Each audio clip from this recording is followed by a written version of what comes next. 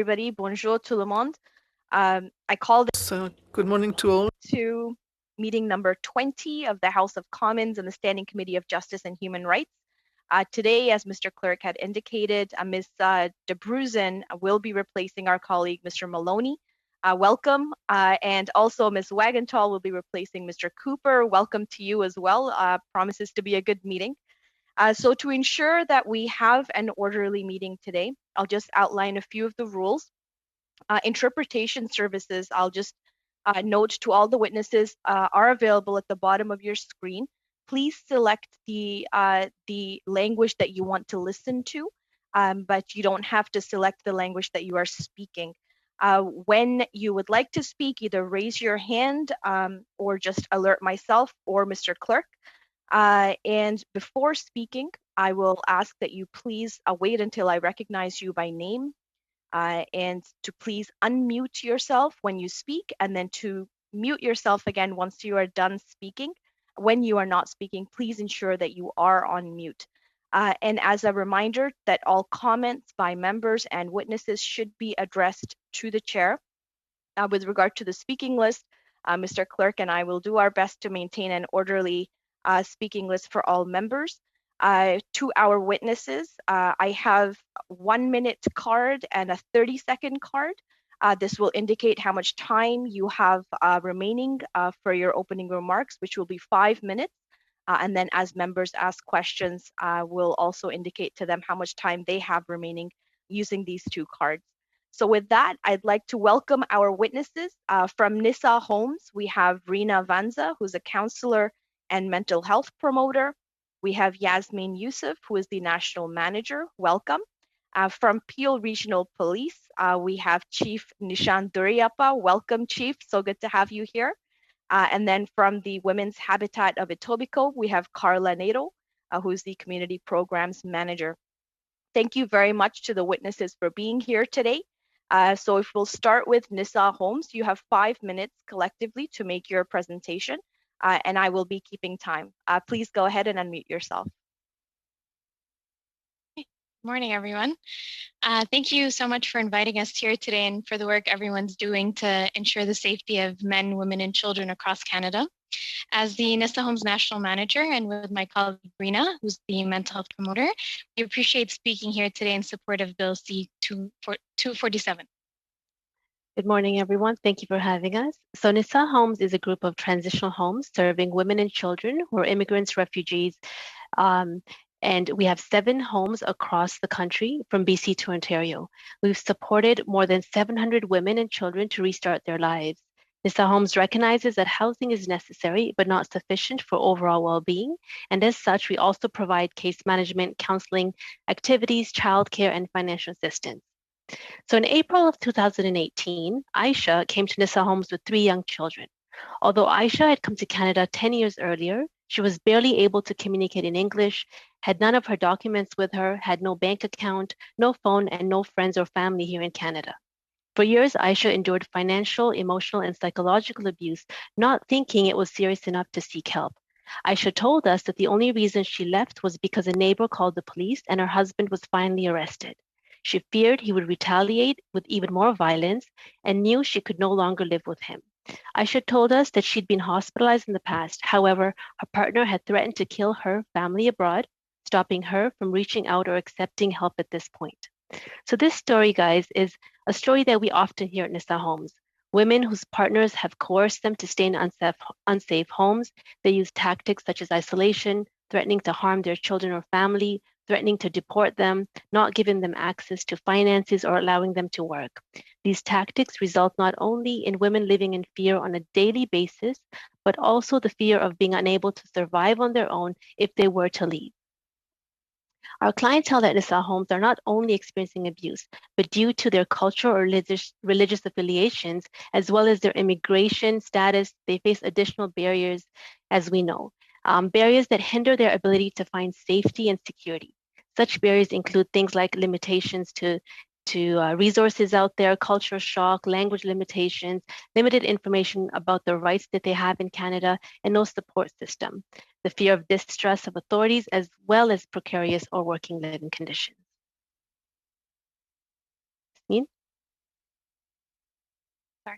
We believe this bill can be incredibly helpful to our clientele, as many don't realize that coercive and controlling behavior does qualify as abuse. Like Aisha, women who flee abuse often wait for things to get physically violent before they seek help. And even then, the burden still remains on them to prove that abuse did indeed take place. We believe in order for this bill to be effective, investments need to be made towards knowledge mobilization campaigns. These campaigns can help increase the community's understanding of what coercive and controlling behavior is, what intimate partner violence in general is, and how this bill can help them. This will also require training for first responders, such as police, doctors, nurses, and social service providers. These trainings could help them identify and effectively respond to cases of coercive and controlling behavior, because we know that often that first response can make it or break it for a survivor. This must also be done from an intersectional lens that takes into account the different lived experiences of marginalized women, since statistics show that these women have a higher chance of experiencing violence. We believe an inclusive approach can be achieved through investing in capacity building for community-based organizations, as well as cultural sensitivity training for service providers. Like Aisha, the majority of women that come to Nissa Homes come to us because they know we speak their language and because we provide that culturally sensitive care, which is so important when they're in such a vulnerable situation. Finally, funding needs to be allocated towards ensuring this bill can practically assist those experiencing or escaping coercive and controlling behaviors. Examples include improved and affordable legal assistance and awareness, additional shelter beds, additional gender-based violence services, and additional affordable housing. Once again, thank you for bringing our voice to the forefront in this discussion, and we hope that we have done some justice in capturing the experiences of the populations we work with. Thank you very much, Ms. Youssef. I appreciate that. You are right under time. We'll now go to Chief Duriapa. Chief, please go ahead. You have 5 minutes. Bonjour and good day, Chair Khalid and committee members. I'm very thankful for the invitation to participate in this discussion on controlling and coercive conduct within intimate partner relationships.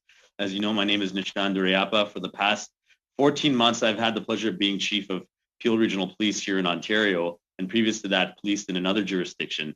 For context, Peel Region contains 1.4 million people and has the highest percentage of visible minorities within the Greater Toronto Area. It is inclusive of the cities of Brampton and Mississauga, and we're also responsible for policing Canada's largest international airport, which is Toronto Pearson. In Peel Region, our officers respond to over 1,000 calls for family violence and intimate partner violence per month. Family and intimate partner violence collectively remain the #1 call for service for us. In 2020, this equates to over 19,000 calls for help. Tragically, despite our best efforts, some of these calls result in homicides and serious assaults. Roughly 40% of all homicides in Peel Region over the last 2 years have been because of family and intimate partner violence. This is a priority affecting communities in Peel and across this country. Power and control are central to the cycle of family and intimate partner violence. Peel Police supports the need to pursue additional mechanisms to interrupt that cycle. The new offense proposed by Bill C-247 is an opportunity to do so. We know that there are many incidents where the ability to intervene in controlling behavior will be an added tool to prevent future loss of life and harm to a victim. I understand that the Canadian Association of Chiefs of Police who support this established offense will be providing remarks later. However, our goal here in Peel Police is to find every possible way to mitigate risk, and the enforcement of coercive control can be a valuable tool. I'll briefly speak to risk mitigation tools, but would like to emphasize that despite the best offenses being available to us, we continue to be concerned that repeat intimate partner violence creates the greatest challenge for us. The need for reform as it pertains to high-risk repeat offenders is of importance to me. On Tuesday, the 28th of July last year, my officers responded to a shooting in the city of Brampton, and officers located a 25-year-old female deceased of a gunshot wound and a male with self-inflicted injuries. This young woman was Darian Henderson Bellman. She and the accused male, Darnell Reed, had a relationship for about 3 years. During those 3 previous years, Reed was initially charged with domestic assault against her. He was released on bail with no contact conditions and would go on to breach those conditions 3 additional times and be re-released on each occasion. When on his 4th arrest, police located a loaded handgun on his person. As a result, in May of 2020, the Crown attempted to detain Reid based on secondary and tertiary grounds. He had continually threatened the safety of the public and had a history that he would not abide by any release plan or surety. The Crown, however, was unsuccessful, and he was again released with a GPS monitoring device and 2 sureties. For Mr. Reid, power and control were central to how he coerced the victim back into his possession on July 28th and ultimately killing her, for which he was charged. This was despite all best efforts of police, the Crown, and the prosecution of his existing offenses.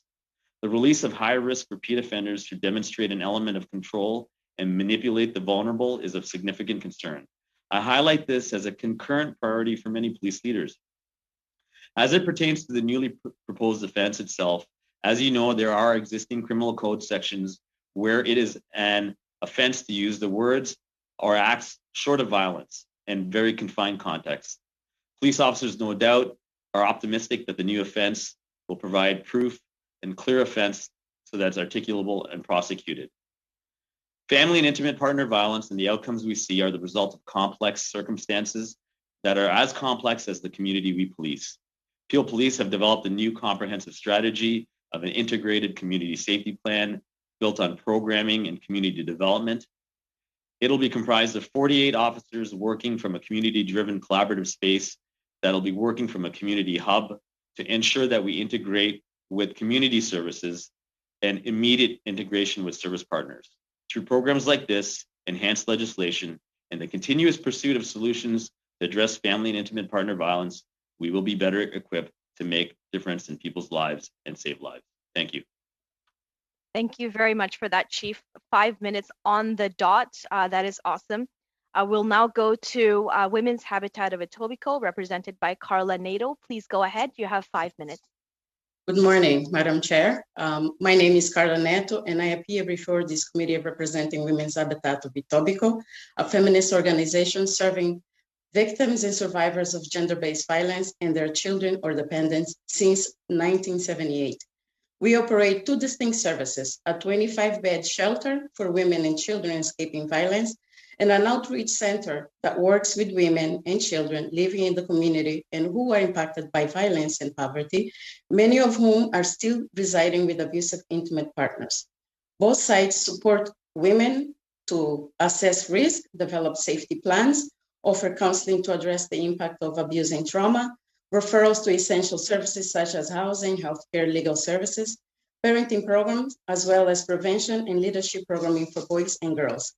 I have worked in this sector for almost 30 years, working with children and women, victims and survivors of intimate partner violence, in which coercion and control are very much part of the dynamic of the abuse and terror they are subjected to.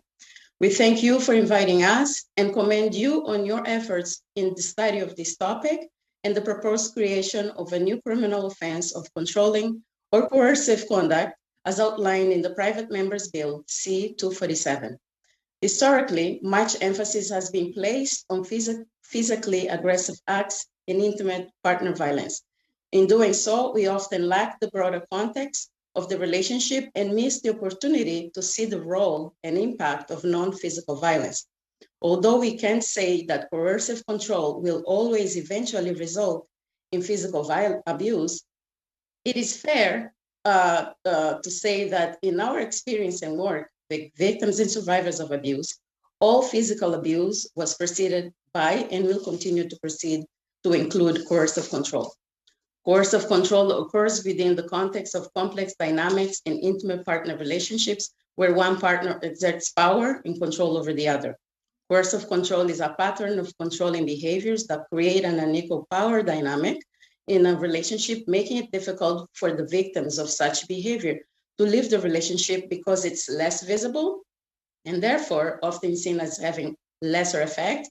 It is also harder to identify by family and friends, but certainly it is equally damaging to the women and children subject in the relationship.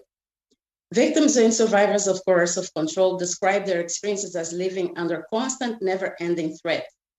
Others describe feeling like captives trapped in plain sight.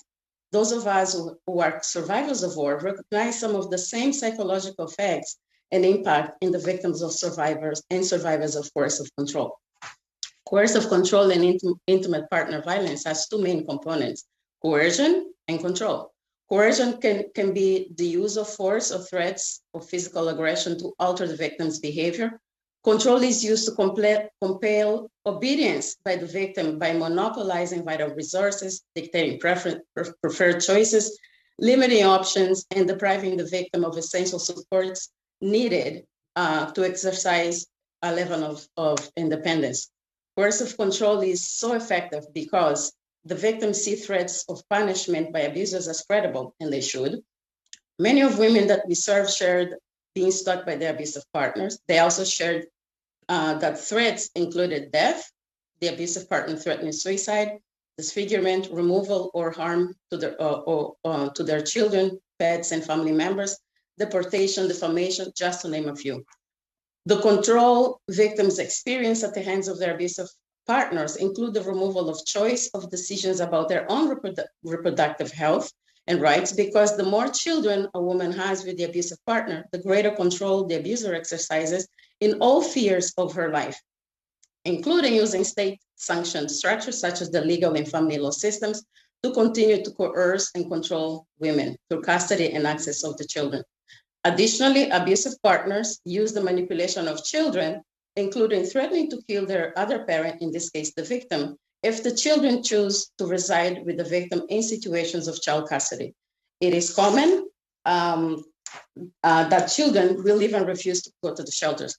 Isolation is another tactic, and sadly, statistics show that in many of these cases where coercive control is coupled with physical violence, it leads to lethality.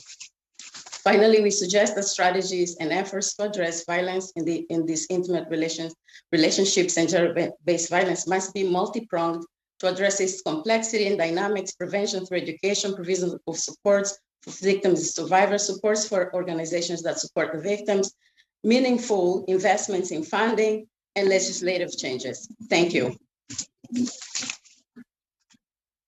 Thank you very much for that, Ms. Nitto. We'll go into our round of questions, and I will remind members and witnesses to speak slowly and clearly so that our interpreters are able to interpret in a good fashion. We'll start with Mr. Lewis. Mr. Lewis, you have 6 minutes. Go ahead, sir. Well, thank you so much, Madam Chair. Certainly appreciate this opportunity. What a fantastic panel of witnesses. So thank you to each and every one of you for coming here today. It's really important that we hear that we hear from you to make these very very important decisions going forward. So thank you. And the testimony reminded me a lot of Hiatus House, the woman from Hiatus House from Windsor, which was our first panel of witnesses with regard to Nisa Holmes and the Women's Habitat of Etobicoke. Thank you very much for your service in protecting those that need the most protection. So thank you for that. So specifically to anyone on the panel, not except for the chief, I'll get to you shortly, sir. Can you comment on the impact of COVID-19 on instances of domestic violence over the past year? And are there recommendations that you have on how the government could ensure better support is provided to the survivors? Is there somebody specifically you wanted to hear from, Mr. Lewis? It's open to the three witnesses. Specific to the pandemic. Yes, Ms. Nitto, go ahead. Okay. The pandemic came only to shed a light on existing issues and problems. And certainly for the women that we work with in our outreach center, as I said, many of whom are still living with abusive partners. Now the pandemic has created even more challenges. We have women who are not able to access our own services, although we are not having in-person services, we do have virtual services. We provide supports via the phone. And for these women, they can't. They often call us from the washroom. They often call us from the laundry room. And the level of vulnerability has increased to the degree that they are really afraid for their lives now. In terms of what needs to be happening, violence against women is an issue that impacts and requires multiple solutions and the involvement of multiple members of society, the involvement of men. There has to be more than interventions, there has to be prevention. We need to be connecting with men who use violence and providing supports because they're now quarantined under the same house. And the supports that women are receiving won't do much if the perpetrator himself is not receiving any support. So when it comes to the pandemic, we are seeing a lot of vulnerabilities for the women. We're seeing a lot of food insecurity, a lot of increased economic dependency on the abusive partner. And again, the solutions have to be multi-pronged. It has to include multiple levels of intervention and engagement. Thank you so very much for that answer. That was excellent. And I did see a hand raised, so if perhaps I could give her 1 minute, and then I do have one question for the Chief, Madam Chair. Go ahead, Ms. Youssef, go ahead. Yes, in addition to what was said, that's exactly what we've witnessed too. We've seen a huge increase in the number of calls we've received since the start of the pandemic, more than double the number of calls we normally get. But we haven't seen as many women come to us because of that fear of, living in a communal space where they might be exposed to the virus themselves or their children, or simply because they can't reach out to us. We've received so many random methods of reaching out to us that are not the usual, like usually we just get calls. Now we're getting Facebook messages, Instagram messages, messages on our web chat, different ways of trying to approach us because they can't find that safety to be able to do it normally. And in addition to that, obviously, the times that they do come to us, we see that the cases are much more violent than they normally are. So we're seeing, cases of guns being involved. We're seeing cases of children being harmed and things like that that are not usually what we see every day, I would say, outside of the pandemic. And to echo what was also said, in terms of what can be done, I do think that a wider scope of application needs to be approached. We can't just look at providing support for these women. We have to look at the overall structure in which this takes place. I mean, looking at, we have the police here, looking at how they approach these situations, looking at how the legislation also affects these women. Thank you so much. I appreciate that very much. Chief, first and foremost, thank you so much for your service, sir, and your entire force. I've got 2 cousins that are OPP officers and some dear friends that are as well. So I know the frustration. I can only imagine the frustration is what I should say, but thank you very much for your service. Very quickly, Chief, what would be the main frustration officers have when trying to provide help or supports for survivors of domestic violence? The main frustration, I think, in our context when we are coming along survivors is, it's all part and parcel. It's like the chicken and the egg. There's a fear in reporting because there's a lack of confidence that the system will actually provide them the protection that they're seeking. And Mr. Lewis, I think everybody goes through their mind, is this phone call to the police actually going to compound or make my situation worse? So I think our ability to provide that confidence to survivors that, we will do our best, the Crown attorneys will do their best. We've realized that this is why, the other witnesses are really doing the yeoman's work, is the ability to do service provider advocacy to strengthen their ability to fill those spaces that we can't is really where it is, Mr. Lewis. Thank you to everyone. Thank you, Madam Chair. Thanks very much for that. We'll now go to Mr. Sarai. Mr. Sarai, you have 6 minutes. Please go ahead. Thank you, Chair. Thank you to all the witnesses. All of you do work that is very important in our communities and also with some of the most vulnerable people in our society. NISA Homes, I have a NISA Homes in my riding. They do great work, and I'm very proud of them. And I thank you for doing that work in a very niche community where cultural sensitivity is paramount, and knowing that culture is very important, and working with those vulnerable women when they come to you in a very discreet way is even more paramount. So I'm going to ask this question to any one of the two NISA witnesses. How are you seeing children who live in households with controlling and coercive behavior being impacted, especially during the COVID time of COVID? Do you see it? Are you experiencing? Are they experiencing controlling or coercive behavior through in their households, and are you able to help them through your organization? I don't know if you can elaborate on that. Thank you for the question. If I may step in for that one. So as the counselor at NISA Homes, I work directly with the women and children that come into our home. And I must say, yes, absolutely, I do see the effects on the children.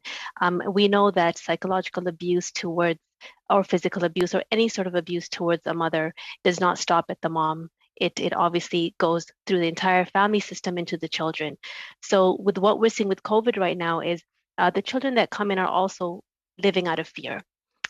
Usually the children go to school, and so the mom endures things, and the children come home, and moms are very good at covering things. But now with the pandemic, everyone's sort of in the house, everyone's in each other's faces. So the children that are coming in are more prone to fear responses. I am seeing things like nightmares. I had some children come in who bedwet because of the fear. A lot of children have mistrust with authority. A lot of children don't want to go to school because they're afraid they're going to be taken from their moms. So yes, the compounded effect is huge on children. This is in pertaining to NISA Homes as well other shelters and transitional homes, because we do talk and we try and collaborate to come up with best practice approaches. So I can say that this is universal throughout the pandemic right now, that children are being affected more so than ever, or maybe we're just seeing it more so than ever because the circumstances are different right now. So in your opinion, will Bill C-247 help children who are living in these abusive situations, and what more can we do to ensure that children are protected?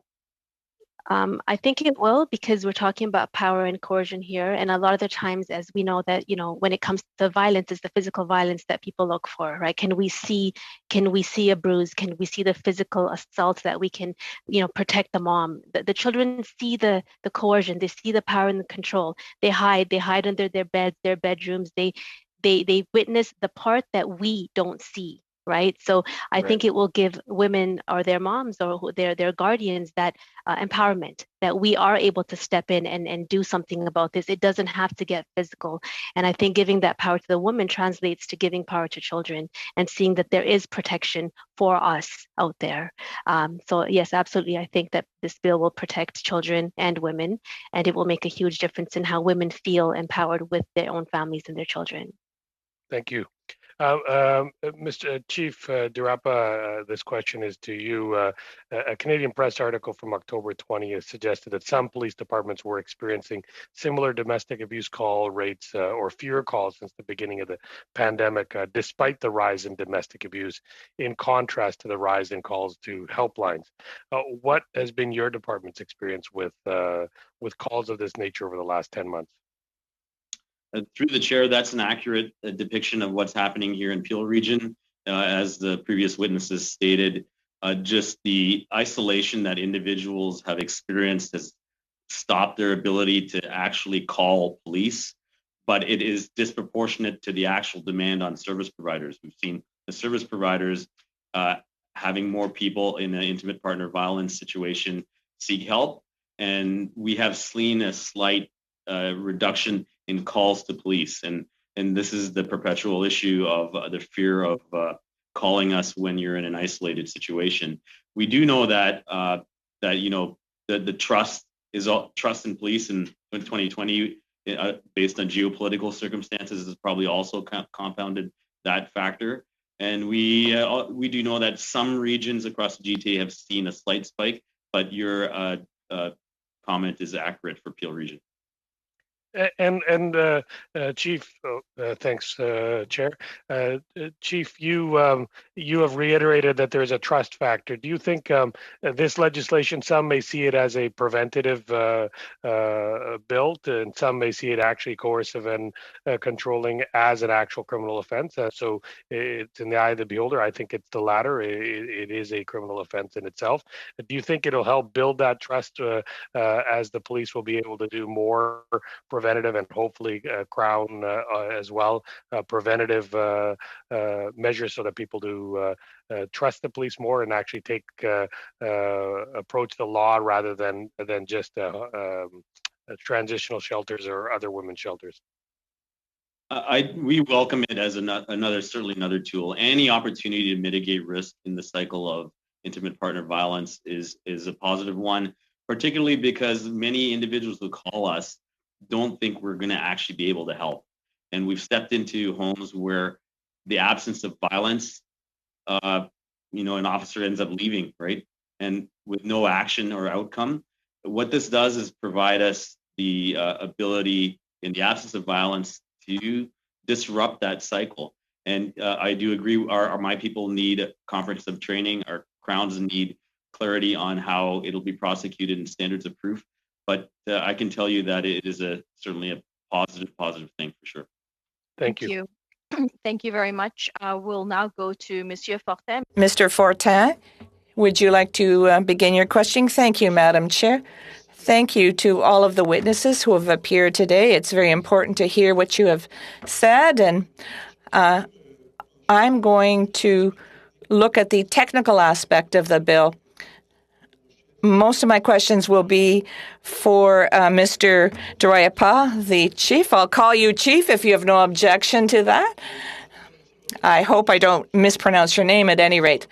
I have a two-pronged question. First of all, where, with this offense of coercive and controlling conduct, where do you see this in the whole spectrum of offenses such as common assault, stalking, all that? When you look at this offense with comparing it to all the other offenses, how would you place it? Where would you locate it? That's my first question. And secondly, a new police officer, how could he or she determine that he's dealing with such behavior, such an offense, when he arrives at the premises or at the site of the offense? Thank you for the question, and through the chair, Mr. Fortin. My first thought on where the placement of this offense will lie is, in my mind, I see it as, the one tier below, the actual violent commission of offenses such as assaults. And I see it almost in the space of one or two existing criminal offenses, such as threatening and criminal harassment, where at the moment the criminal code criminalizes language before there's an act of violence. And I sort of see it in that subset of offenses. However, what it's allowed us to do is to, really peel back, that ambiguous space of coercion, which never really was embodied in really specific language. So I do see it in that space, sir. The second part to your question is it is a new complex element that we're asking frontline responders to be able to discern. I do agree with the witnesses. It is a huge new subset of training, but I am confident that element of training. But to be more specific, Chief,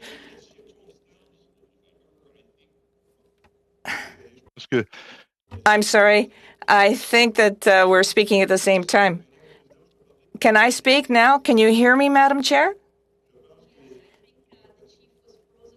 For a little bit. That's why there was overlap. But please go ahead, Monsieur Fortin.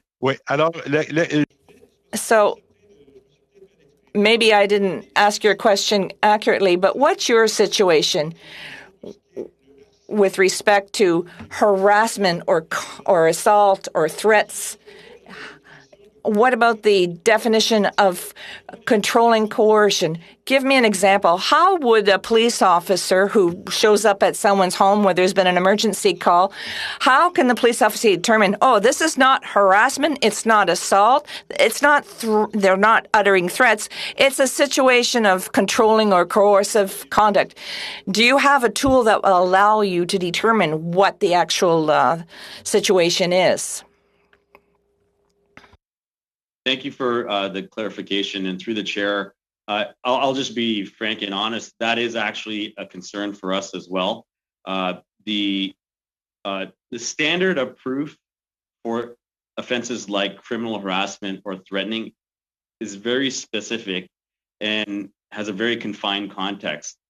I do know that for my officers and for our Crown attorneys who will have to prosecute it, the standard of proof will need to be extremely clear and articulable for terms like controlling or significant impact, especially when the defense is reasonableness. And we do have a question mark, and through the chair, I would have to say that that is an element which we are hopeful gets defined more clearly in the form of a standard of proof, which the prosecution Crown attorneys can run with, that therefore we can derive articulation to our officers.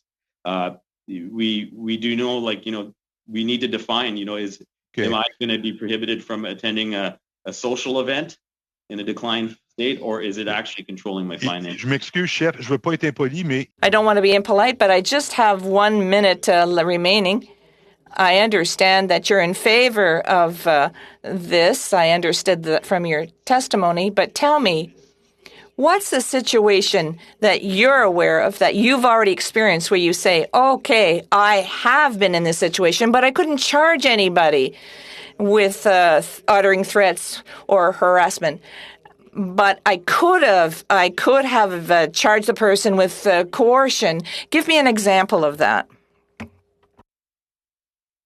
Absolutely, sir. So the very quick answer is sometimes we don't meet the threshold of criminal harassment or threatening because we just don't meet the definition, but we are clearly aware that the individual has imposed psychological or verbal or nonverbal pressures to restrict mobility, finances, and a variety of different artifacts such as that. That would be the immediate area where an individual is able to articulate how they've been negatively impacted from being able to be mobile free financially, childcare, possession, their employment or activities being restricted in those ways, which don't actually get to the point of a threat. This will be the space that would Est-ce que ça vous est arrivé souvent dans votre pratique? Does that happen very often? Do you come across coercion very often? Sorry, Madam Chair. We're out of time. We'll maybe in the next round for you, Mr. Fortin. We'll go to Mr. Garrison now for 6 minutes. Go ahead, sir. Thank you very much, Madam Chair. And I want to start by thanking all the witnesses, but in particular those frontline service providers like Women's Habitat and Nisa Homes, who deal with these terrible tragedies each and every day and are doing so during a pandemic. And my hope is that the staff there are also able to acknowledge the impact of COVID on them and the increased demand, and are able to take good care of themselves in providing these services. I noticed during Monsieur Fortin's questions that both witnesses from Nisa Homes and from Women's Habitat wish to speak. So instead of starting with my questions, I'd like to let them respond as they had their hands up. So maybe we'll start with Nisa Homes and then Women's Habitat. Thank you. Thank you so much, Madam Chair and MP Garrison. So I did want to clarify some issues with regards to how we can see whether coercive and controlling behavior is taking place.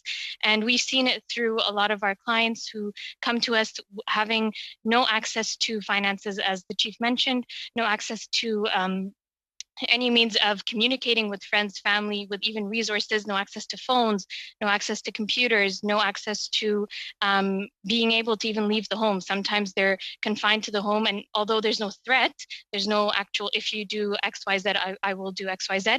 There is that they're just not allowed access to these items. They're not allowed access to a bank account or to study or to work or any means of basically allowing them independence and allowing them to be able to take care of themselves if something were to happen or if they were to leave. And that kind of puts them under the control of the abuser.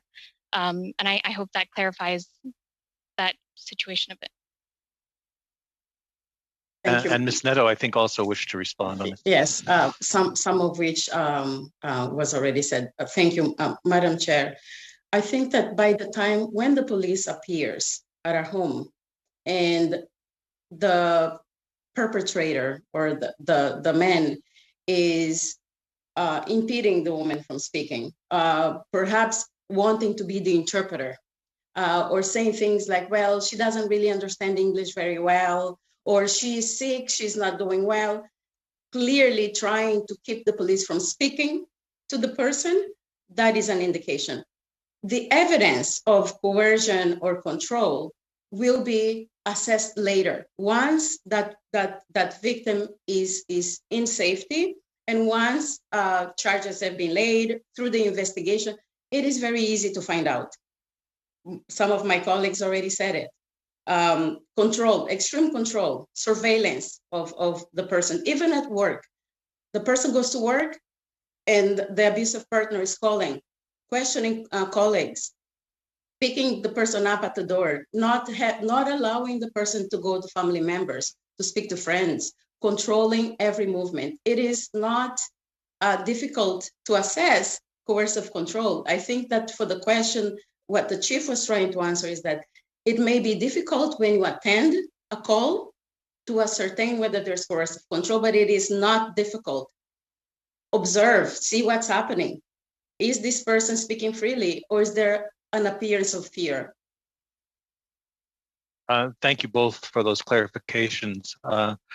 Early on in the pandemic, when I talked to both women's service providers and to the police in my own riding, we saw a sharp spike in demand. And when I talked with all of them, what they said to me was that there was a pattern of behavior that was pretty easy to determine, and that they felt that the bill that I eventually drafted moved from an incident focus to the pattern focus. And I wonder whether you think that's going to be useful, both for enforcement, but also for the victims. And I'll start with Ms. Neto. Absolutely, there is a pattern. There's a pattern of control, which means that the abusive person has a say and controls every aspect: the way you think, the way you speak, what you do, your social media. In fact, there is also controlling, not just controlling the social media, but threatening to use, for example, images that the person doesn't want to share to family members or to friends on social media. It is absolutely going to be critical. I think this pattern of coercion and control has always existed. It exists whether there's physical violence, and I think we have been placing so much emphasis on the actual physical violence that we forget that the physical violence doesn't just happen all of a sudden. It starts with control. It starts with coercion. It starts with verbal and emotional, psychological abuse. And maybe just very quickly to Ms. Youssef, do you think such a bill would help victims recognize that the behavior they've been subject to is actually unacceptable? Yes, I do think so. If it is combined with the training necessary and the awareness, I think that's the part that ends up being missed. Is a lot of times when we have women come to us, they don't realize that until we tell them this, and this, that is abuse. And so with that awareness piece, I think that would definitely help women recognize it sooner, and hopefully not get to the point where physical abuse is taking place, and hopefully get the help they need before that. Thank you. Thank you very much. Thanks very much, Mr. Garrison. We'll now go into our second round of questions, starting with Madam Findlay for 5 minutes. Go ahead. thank you to all the witnesses. Having practiced in the family law area for many years, I'm well aware of what you're dealing with, and I thank you so much for your support for victims and those. Sorry, Ms. Finley, your voice isn't really coming through. My boom wasn't down. My apologies. I'll just start again. Thank you. I want to thank you all for being here very much for this important topic. And having practiced family law for many years, I'm well aware of these situations and have in fact seen situations where civil restraining orders and criminal restraining orders are just a piece of paper to an abuser who has then actually killed their partner or severely hurt them after. So I know this is all too real, and it crosses all socioeconomic sectors of our society, but I think often is particularly hard on new Canadians who have less understanding of our judicial system and the supports that so many of you provide. This question is to Chief Darapai. I hope I'm saying your name correctly, Chief. If not, correct me. And I want to thank you for your service to the Peel community. I understand that your area has been one of the hardest hit by COVID-19 pandemic, and I can only imagine the complexities that brings to your policing. My understanding is that half of Peel's homicides in 2019 were intimate partner or family violence, which seems like an incredible number to me, 13 out of 27, I'm advised. Did Peel see a similar split during the pandemic in 2020? Thank you for the question, and through the chair. Yes, the same split was roughly what we saw last year. Out of our homicides, just shy of 50% were domestic or intimate partner, family-related homicides. And earlier this week, we heard testimony from a survivor of domestic violence that victims are often not believed by law enforcement. Have you seen this in your work, and what would you suggest could be done to rectify that issue? I think with certainty over the progression and the maturity that policing and law enforcement has seen, they're, without a doubt, survivors' experiences have probably seen, a lack of reception from policing, but it's in my experience now that it's matured so much in the last decade, our shift to looking at risk and mitigating risk versus dealing with what we see or be presented at the doorstep has changed insofar as now we are equally as frustrated with our inability to, to stop the cycle of violence.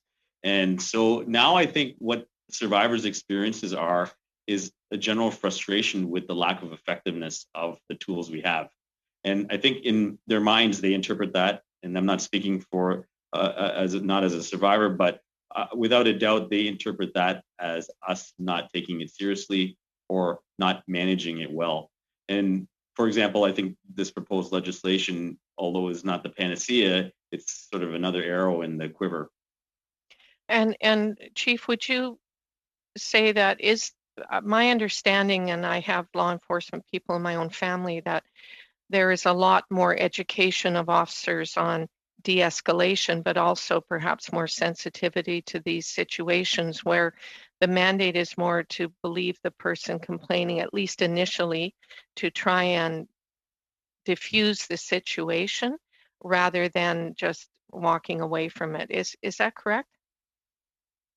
Absolutely true. I'll use the word maturity again that we've seen in equipping our officers from a standpoint of understanding behavior, what's behind the behavior, whether it be a perpetrator or what a victim is presenting has increased. And it has been, to go to the previous question earlier, is, we've been equipped with a variety of tools. One of the questions is, how are we going to determine course of behavior? We do have risk assessment tools that can come alongside us to help an officer peel back the nuances that aren't so obvious. We have very little time left, so I'd just say quickly, you brought up an issue of someone out in bail with no contact orders and led to the death of a victim. How would you see stopping those tragedies in the future in terms of police versus courts? Yes, very simply, clearly we don't need to criminalize everybody, but repeat high offenders that show propensity for victimization, I think need to be treated differently than people who are provided a GPS. I mean, there's a slew of other criminals that I'd happily provide a GPS to, or I'd hope the courts would, but somebody that repeatedly reoffends intimate partner or gun and gang violence, in my view, need to be seen a little differently from a reform standpoint at the court level. Thank you. Thanks very much. We'll now go to Mr. Kellaway for 5 minutes. Go ahead, sir.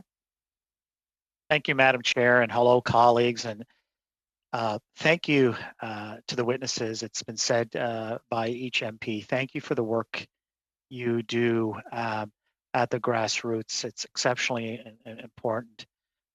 Also, just a very quick story. 20 years ago, I married into a police family. My father-in-law was the chief of police, and my brother-in-law is now the chief of police in the Cape Breton Regional Municipality. And 20 years has given me a great appreciation and a deeper understanding of what the work that's involved in police. It's vast and very, very at times complicated. So, Chief Duriapa, my questions are going to be directed to you based on the family that I married into, and I want to kind of address a question around our government's approach in the past little bit. We, as you know, we implemented a firearms ban after the tragic incident in my home province in the spring. And I'm wondering if you can tell the committee about the role of firearms in the home and how it impacts domestic violence, and does this impact coercion and control? Through the chair, the access to firearms, legal or illegal, is just another factor that compounds the risk to an individual. So, the legislative ability, especially the new bill, we know that there are opportunities now for application to the firearms officer when there's even just a risk or a possibility of risk to look for either a temporary retraction or prohibition of the firearms. So for me, I keep coming back to that, the quiver analogy. We'll take any tool we can get, right? I think there's no one solution to mitigate risk for intimate partner or family violence. But every sort of incremental change that can help us round a corner off, in my view, even though it might not be, dealing with the most highest immediate risk, is a benefit to us. Thank you, Chief. And I remember reading that you and the Peel Region Police were looking at alternative ways to deal with domestic violence. And I wonder if you can unpack for the committee a little bit more about the ideas you were exploring and how these might have changed in light of the pandemic. Absolutely. And really, it reflects a fundamental shift from us being the emergency responder and dealing with everything in that wheelhouse of enforcement and leaning on our community partners to help invest in other spaces. So really what we've done is apply an emphasis on social development, risk mitigation, of course, prevention. And we'll always be, trying to do our best in the law enforcement space. And an example of how we're doing that here is, we really deconstructed things. As of, a few weeks from now, I have 50 officers starting in a community center. It's not a police facility. And they're going to be the sole subject matter experts to be able to respond from the soup to nuts response for intimate partner or family violence and be responsible for case managing them. But the idea is that we want the seamless integration for community service providers to be with us at the ground floor. So an immediate integration into, legal aid, settlement services, mental health, housing. And there are a lot of stigmas, a lot of, some of those partners are also cautious about seeing uniforms in their building too, or investigators. But this is this paradigm shift, right? Where we recognize, we're better together, and we have an opportunity to improve that. and the emphasis is going to be on, getting upstream. We know that the domestic violence, by the time we call, it's probably about roughly the 10th time. I think our witnesses will have better stats than me that the individual has experienced something. So what we want to do is get them off ramp far earlier, sir. Thank you very much. How much time do I have, Madam Chair? You have 30 seconds. Okay, I'll try to make this one quick. It's an in your opinion question, Chief. Well, beyond what you just mentioned, what would be the best way to change the frontline approach to domestic violence, apart from introducing a new offensive course of control in the criminal code? Yeah, I think, thinking outside the box. Yeah. We respond to mental health. For some reason, police officers are still the 24/7 go-to for mental health, but we're not mental health professionals. I think if you apply the same concept to intimate partner familial violence, if we showed up at a doorstep with a community service provider or a specialist that had nothing to do with policing and had the ability to engage somebody, even us to be the secondary, to be able, I think, that's thinking outside the box where, we just don't own that space. That would be a brilliant pilot to be able to see somebody that has a gateway to a variety of services. Here we're very diverse, right from settlement services to transitional housing, whatever it might be, instead of an officer trying to broker that and try to discern that. That would be an amazing pilot. Thank you. Thanks very much, Mr. Calloway. We'll go now to Monsieur Fortin for 2.5 minutes, sir. Go ahead. Merci, Madame la Présidente. Thank you, Madam Speaker, Madam Chair. Well, thank you, Madam Youssef and Madam Netta, for what you said. What would be defining a controlling a coercive behavior. And Chef, I'll ask you now. I have 2 series of questions in a few seconds because I don't have much time. So your last answers are very interesting to me when you mean to work with social agents. Or what kind of equipment do you have to be able to intervene? I'm not talking about arms or weapons, or what do they have as a tool? And the second part is, how can we work upstream?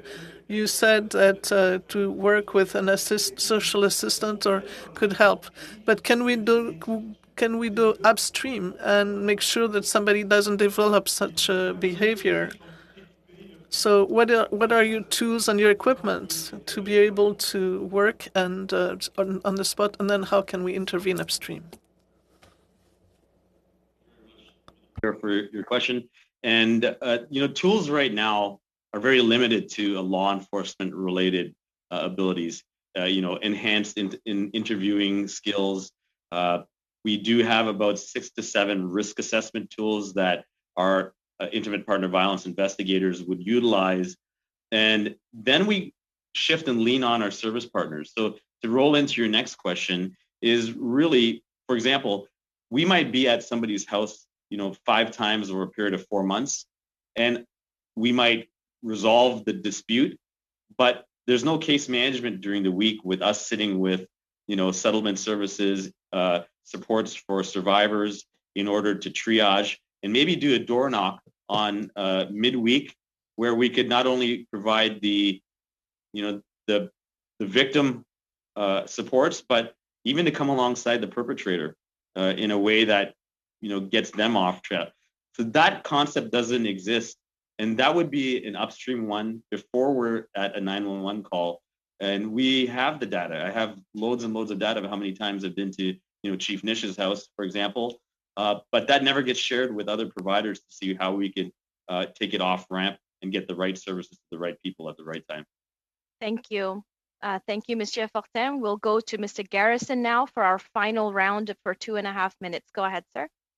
Thank you very much, Madam Chair, and I thank the Chief for his testimony, but I want to take the last few minutes here to go back to the 3 witnesses who are frontline service providers, and I was going to ask them about how we increase trust in the system but I'd like to give each of them 30 to 45 seconds just to re-emphasize anything from their presentation or anything they think that we have missed in this panel.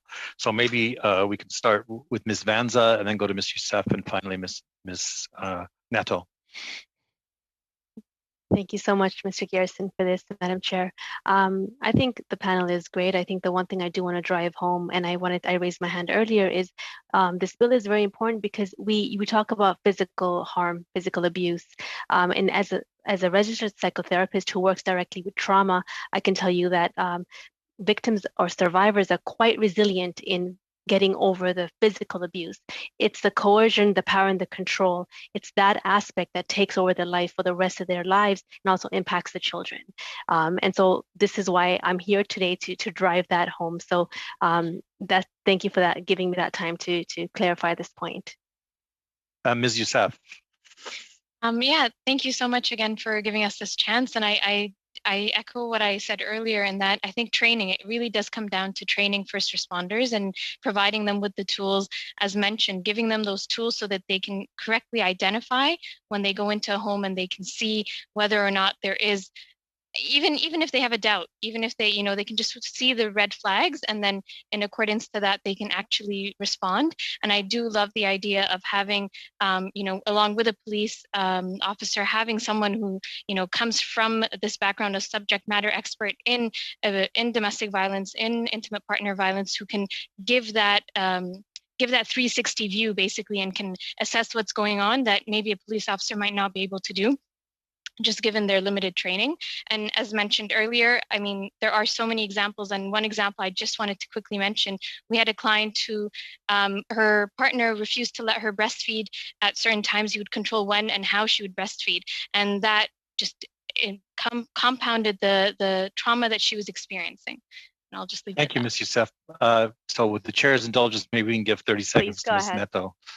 I'm ditto to everything that has been said. I wanted to just emphasize that coercion, domestic violence, it's not an issue that happens to other races. It's a human race issue. And so when police show up at a particular door, please come in realizing that this is not these people's issue. Come in with a full understanding of what coercion and abuse and control is, and engage in those intervening skills, like the chief said, engage in paying attention to the behaviors. Thank you so very much.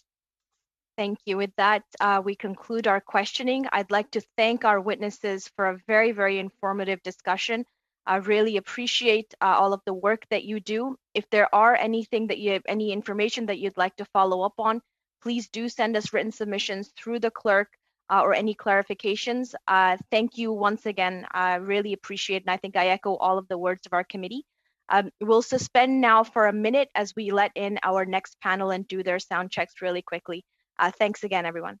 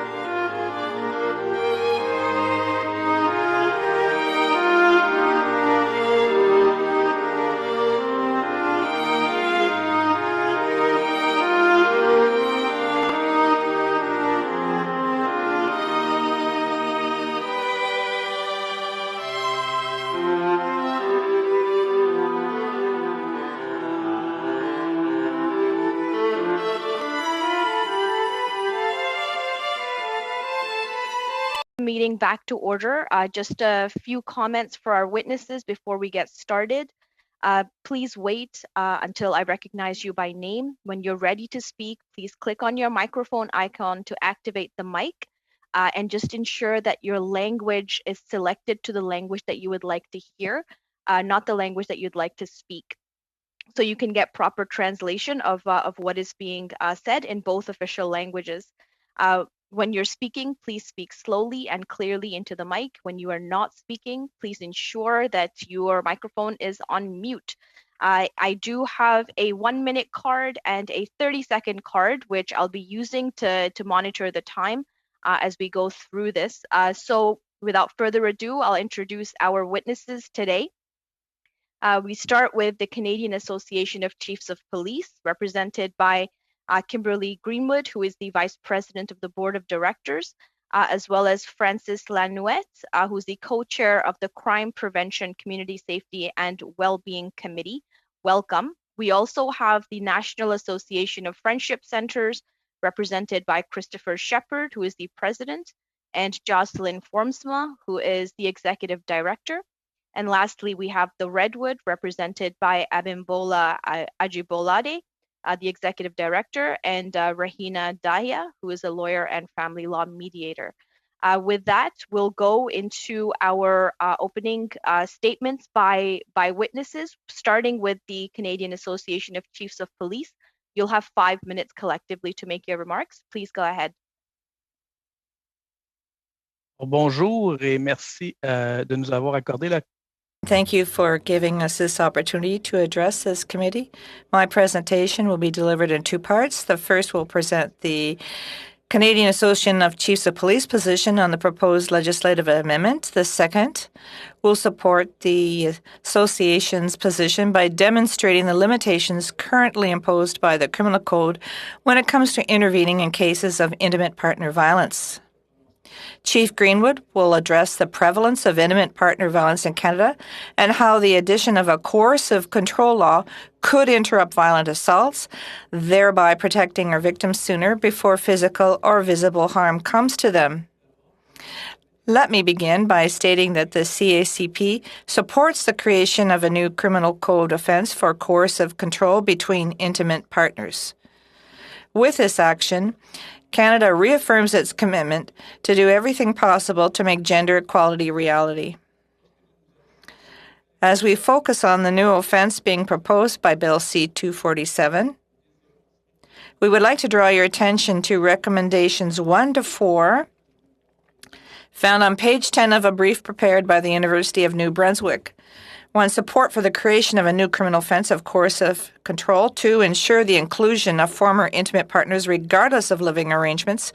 3, a comprehensive description of coercive control behaviors. And 4, the implementation of a risk assessment tool for police officers so they can clearly identify the elements that constitute coercive control behaviors. The University of New Brunswick conducted a workshop in Quebec last November with the active participation of the CACP as part of a research project on coercive control behaviors. I'd like to share an excerpt of the testimony of a female police officer, a team sergeant that clearly demonstrates the current limitations for police intervention. The problem I see at our level is when there is no criminal offense. For example, there's no assault, no threat, no harassment, just to name a few. But there are clearly coercive control behaviors. We find ourselves in a kind of fog. We do not have concrete tools at our disposal, nor do we have many possible intervention options. This means we often go back to the station with a case of family dispute or of assistance to the public when we know full well that something unhealthy was going on. However, our authority under the Criminal Code of Canada did not provide us with a legislative option to intervene. Unfortunately, it is not uncommon for us to tell ourselves that we will be back to that address with the hope that at the time there might be a legal reason to take concrete action and that it's not too late. So as you can see, our police officers have the victim's best interests at heart. But in the absence of a clearly established criminal offense for coercive behavior between intimate partners, they cannot intervene adequately. This testimony clearly outlines the current limitations of the Criminal Code and the importance of implementing legislation in this area. Greenwood.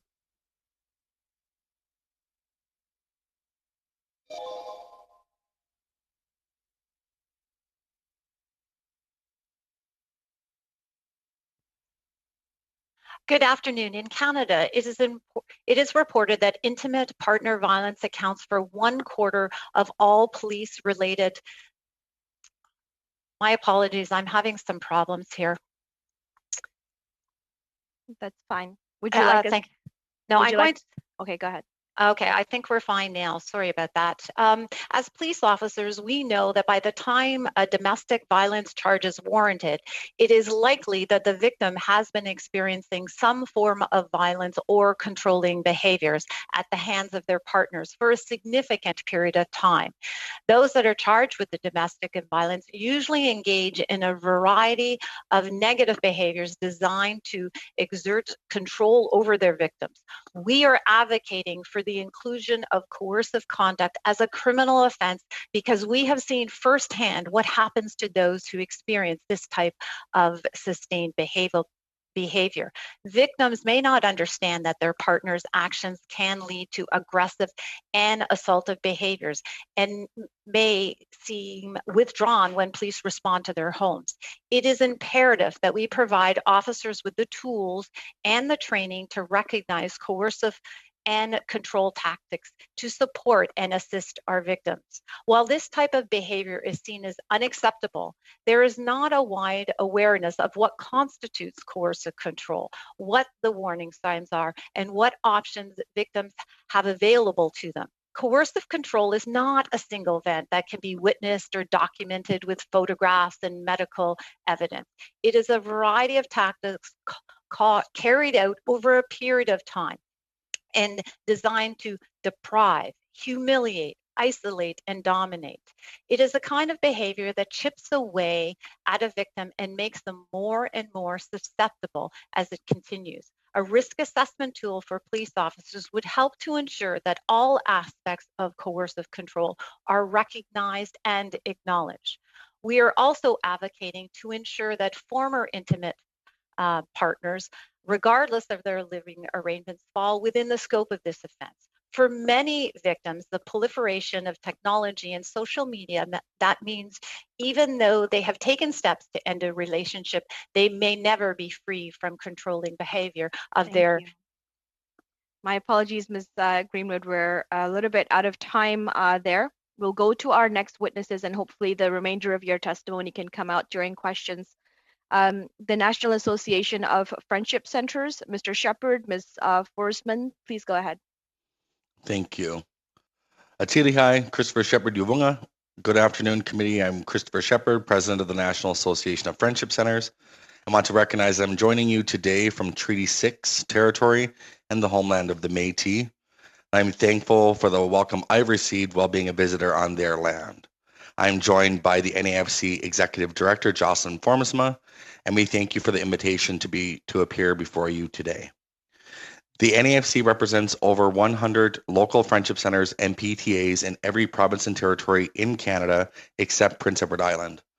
Friendship centers are urban Indigenous community hubs that provide a wide range of programs and services for every demographic of all Indigenous people, First Nations, Métis, Inuit, urban, and 2S LGBTQ+, including programs for babies, families, children, youth, adults, and seniors. We offer services in justice, health, violence prevention, housing, homelessness, economic development, employment and training, early learning and childcare, education, Indigenous languages, and culture. Collectively, we are the largest and most comprehensive urban Indigenous service delivery network in Canada. In 2019, 93 friendship centers served approximately 1.4 million First Nations, Inuit, Métis, and non-Indigenous people across over 1,200 programs in 238 buildings and employed over 2,700 people. Bill C-247 may be helpful in some situations for persons experiencing controlling and coercive behavior. However, on our review of the bill, First Nations, Inuit, Métis, urban indigenous and TUS LGBTQ+ people will still be reliant on the justice system to provide solutions if they choose to engage with this new section of the criminal code, should this bill pass. Further reliance on justice systems potentially subjects Indigenous people to existing and continued broader issues of systemic racism and barriers. We have numerous examples where Indigenous people experience harm from systems in cascading and sometimes deadly ways. The success or accessibility of this potential new section of the criminal code is similar to other sections and relies on reporting of incidents and high levels of trust in these systems, which currently does not exist. Without further action that is targeted at systemic racism in justice, housing, education, and health systems, it remains likely that urban Indigenous people will not be able to access the benefits that this bill hopes to achieve. The recent report, Urban Indigenous People and Public Service Accessibility in Quebec, conducted a survey regarding urban Indigenous interactions with public services. The report submits that the survey results show that violence is widespread, but that services are greatly underutilized.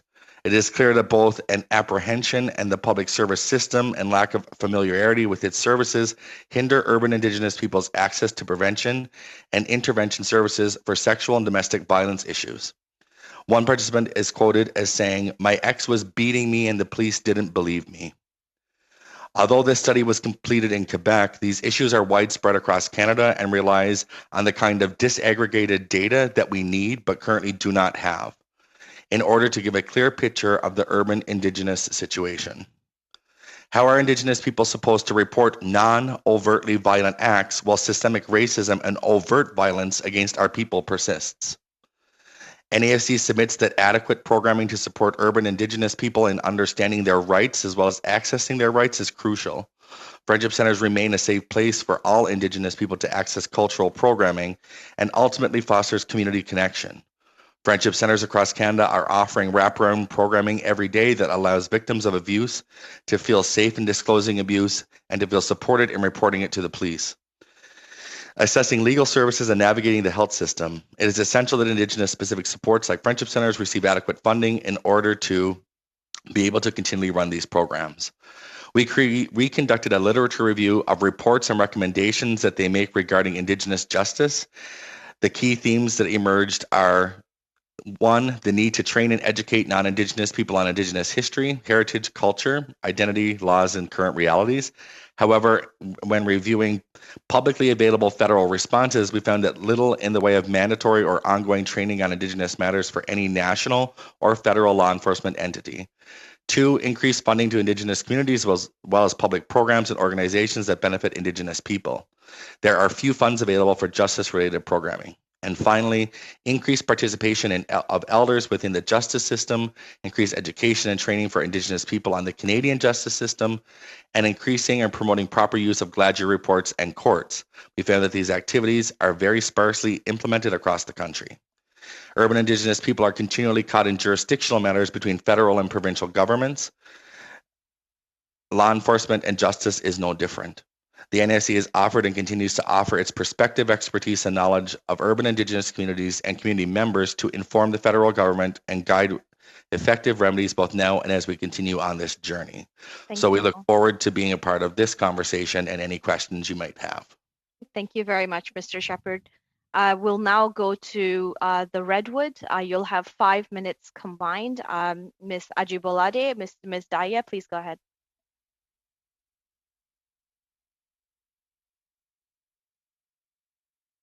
We can't hear you, Ms. Daya. Nope. There's no sound coming.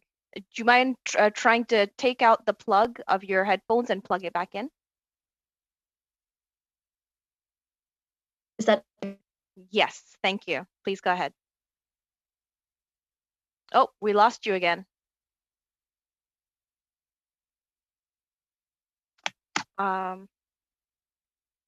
Is that? It's really not. I mean, now you're chopping. So maybe we can start with Ms. Ajibolade, and then we'll have the IT call you, Ms. Daya.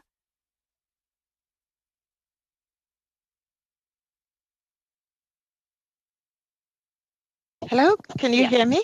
Yes, please go ahead. Okay, I'm actually going to switch roles with Rahina because the plan is for her to make the submission today, and we'll go back and forth with questions that the panel might have.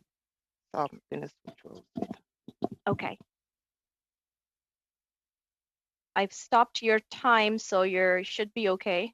But here we go. Can everyone hear me now? Yeah, perfect. Please go ahead. Thank you for inviting us to participate today. We also wish to acknowledge and express our gratitude to the Indigenous peoples upon whose traditional lands we reside. The Redwood provides programs, services, including shelter services to support women and children to live and thrive without abuse, homelessness, and poverty. We work for social change through learning, collaboration, and advocacy. We are deliberate with our language, which is informed by an anti-oppressive, feminist, trauma-informed, and attachment-informed lens, and is compatible with a transformational justice framework. As opposed to the language of perpetrator or abuser, we refer to these people as people causing harm or causers of harm. We recognize that harm manifests itself in a variety of ways, including torture and murder. Our principal concern is rooted in ensuring the safety of our clients, their children, and the community at large. We operate on a harm reduction basis in which we meet concerns by listening to, educating, and respecting the wishes of survivors, as they are the experts in their own lives and their own needs. Coercive control is a serious issue which contributes to the harm against and homicide of women and children. It also contributes to the causers of harm's own death by suicide. We are pleased to see the federal government is taking this issue seriously, as evidenced by amendments to the Divorce Act and the bill being contemplated today. Coercive control is the most lethal form of intimate partner violence. You've heard from our colleagues today about it in great detail. However, I wish to draw your attention to coercive controlling violence's counterpart, violent resistance. For brevity, I will simply point out that violent resistance is a form of violence that responds to coercive control. It can therefore be seen where patterns of coercive control exist, but that coercive control is the cause, and any criminal measure should acknowledge this. Criminalization of any form of family violence has its benefits and its harms. Among the benefits, we recognize that criminalization of any social ill sends a signal to society that the elected government, as representatives of this society, take the issue seriously and find the conduct morally reprehensible. Sorry. Abby, your phone. Sorry about that. I'll just scroll down. What we reportedly hear from our clients is that they just give me 1 second, Ms. Daya. Monsieur Fortin, you have a point of order? Oui, on m'avise que la traduction fonctionne plus. Sorry, can you repeat that? I missed it. You chopped out. Oui, là, je vous entends. Présentement, ça va, mais ça ne fonctionnait plus à un moment donné, là. So translation did cut for a while.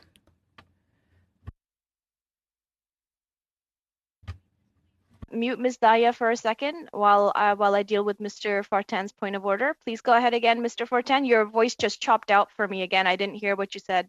La traduction ne fonctionnait plus. So translation was not working but came back. So that issue seems to be solved now. Can you go ahead? You have 2 minutes remaining on the clock. What we repeatedly hear from our clients is that they want to see supports for people who cause them harm so that they can overcome their harmful tendencies. We'll make submissions about this in a written form. It is our experience that educational and social programs aimed at healthy relationships and safely leaving an unhealthy Madame la Présidente, encore, ça fonctionne pas, là. I'm sorry. Translation didn't work, and translation is cutting. There seems to be a sound issue with translation. Mr. Fortin, Mr. Clerk, can you just double check to see if the interpretation is coming through? It's coming through for me, so I know the French to English is working. Are any other members having a similar challenge? I don't see anything, but if I can just get a confirmation from Mr. Clerk. Présentement, j'entends bien. I'm hearing well right now, but when the witness is speaking, the interpretation was cutting out.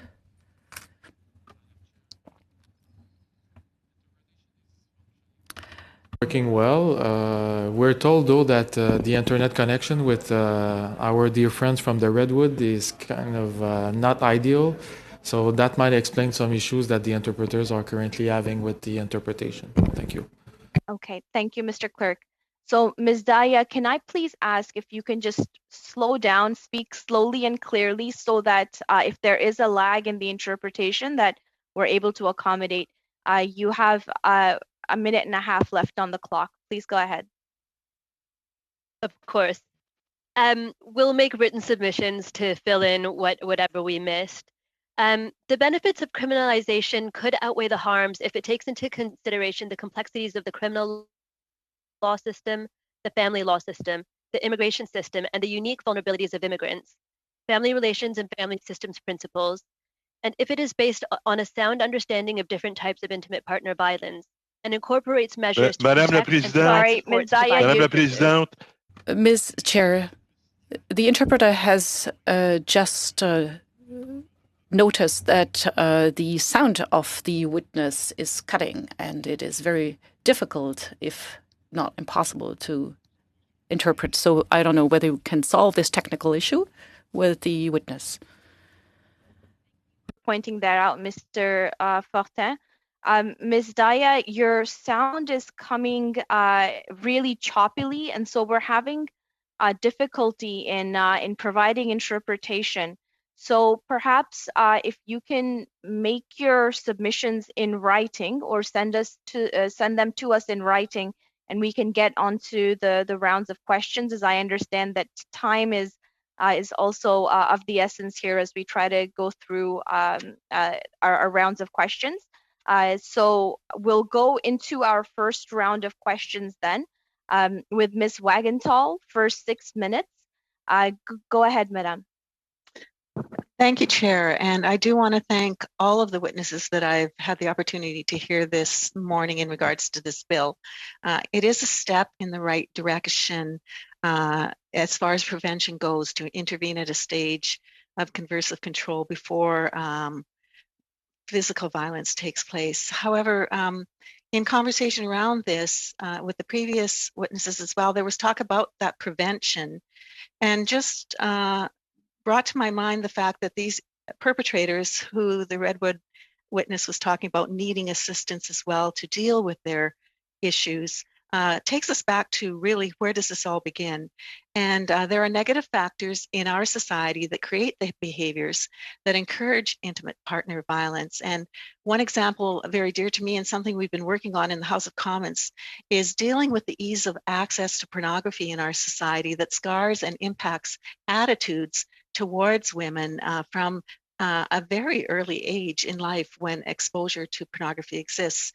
And I had a meeting with the YWCA provincially in my province, and they were very discouraged to see how easy that access was to get. And I'm just wondering if the witnesses, perhaps someone from the police perspective, and then the others as well, to just comment on how important it is, and if that would be a factor that they would see important for the government to be addressing. It's Chief Kimberly Greenwood speaking through to the chair. Thank you very much for the question that's focused on the police perspective at this point.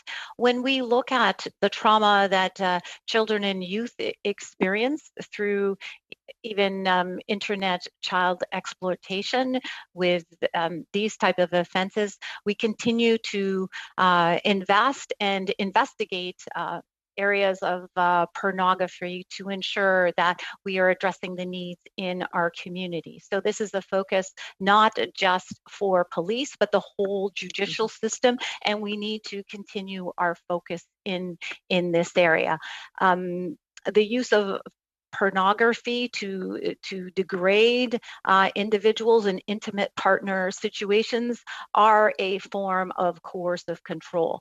Definitely, coercive control is all encompassing. But that is one area that we would certainly study if we were to use such a tool as the framework.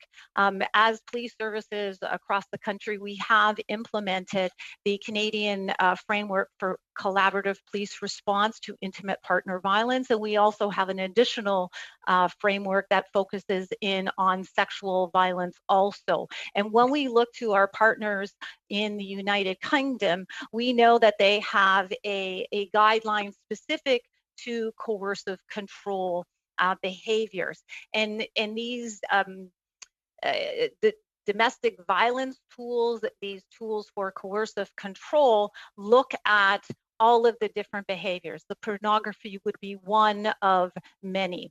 Wonderful. Thank you very much. I appreciate that. Would love to hear more, but I would like to hear as well from the other witnesses if they have a perspective on that and how it is impacting the amazing work that they do as well. Thank you. Madam Chair, may Please go jump ahead. in? Thank you. I just wanted to highlight that through Friendship Centers, we actually have a program that's running out of the Alberta region called I Am a Kind Man. And this is a program that engages directly with men who have been violent and works with them to basically work through their issues and the ideas to hopefully work with them to a place where they are no longer violent. And a lot of our programming does focus on prevention, including children and youth programming, focusing on cultural connection, and then providing those safe spaces that young people, if they are experiencing sexual assault or other kinds of abuse, that they have a safe place and mentors to be able to come to. I won't specifically speak on pornography, but I just say that, you know, there are those intergenerational effects from trauma, sexual assault, from residential school or child welfare and other matters. So I would say I can't say it's not an issue, but I would say that some of those other cultural systemic factors are probably more conducive on why we see people becoming violent in intimate partner relationships and other relationships. But I'll just leave it at that for now. Thank you. Thank you. I appreciate that very much. I'll ask another question here. I'm wondering, those of you involved in on-the-ground services and doing the great work that you're doing, do you feel you have the necessary resources to provide the supports for survivors? And is there a greater difficulty right now in light of COVID restrictions? And I would appreciate your comments on that. I don't know if the Redwood folks are able to participate or not at this point. Ms. Daya, if you'd like to go ahead. We don't hear you. And you have 30 seconds. Okay. Ms. Wagentall, if you'd like to ask Mr. Shepherd, perhaps? Sure, that would be fine. Thank you. So it's Did we just lose Mr. Shepherd? Oh dear. We did. Okay. I've stopped your clock, Ms. Wagentall. You still have the 30 seconds. Mr. Shepherd no longer has visual. Ms. Fornsma, I would be Thank pleased you. to hear Are you from able you. to hear me now? Oh, Ms. Daya, I hear sound. Do you want to try her first since she hasn't had a chance? Please go ahead, Ms. Daya. So Abby's just trying to get her headset going, but what I can say is the Redwood has started the I Determine platform, which is a platform for women who seek to leave abusive relationships or cope with abusive relationships. It's also available to non-binary people. It was launched and it has already exceeded 70% of the projected user rate since the pandemic has begun. So we're seeing it clearly underscores a need for more resources and more supports in this area. Thank you. That concludes your time, Ms. Wagentall. Thank you very much. Now we'll go to Mr. Virani for 6 minutes. Go ahead, sir. Thank you very much, Madam Chair, and thank you to all of the witnesses for the work you do on the front lines to address such a pressing issue. I want to say a very warm welcome to the folks from the Redwood, which is a shelter based in my riding that serves not just the folks in Parkdale High Park, but assists women and children throughout Toronto and provides incredible service and incredible safety to them. So thank you very much. I have about 3 questions. If I could ask Ms. Ajibalade and Ms. Daya to keep your responses to about 45 seconds. So the first question is, simply about the racialized women that you serve at the Redwood. So Abby, if I could turn to you first, can you talk a bit about, and we've heard this from other witnesses, about how coercive control manifests vis-a-vis newcomers, immigrant populations, and racialized women in particular, and what kind of characteristics it features when it's coercion vis-a-vis a racialized woman? Thanks.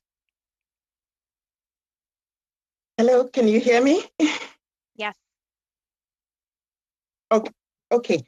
So, thank you, Madam Chair, and thank you, Honorable Varani. This plays out in different ways, just like all of my colleagues, previous speakers have shared. We serve a lot of women from different backgrounds, racialized women, like you said, and it's something that we see play out all the time.